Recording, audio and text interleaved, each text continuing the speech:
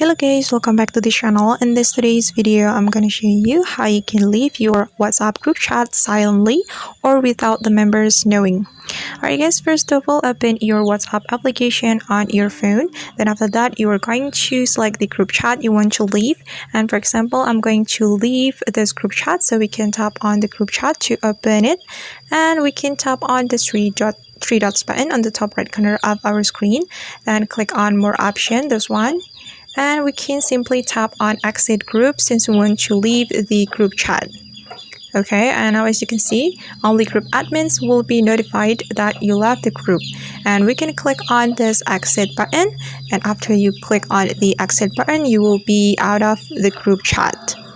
Alright guys, and that's how we can leave a group chat on WhatsApp silently. I hope this tutorial will be useful for you. Thank you so much for watching, and if you found this tutorial helpful, don't forget to hit the like button, leave your comments, and also subscribe to the channel. See you on the next video.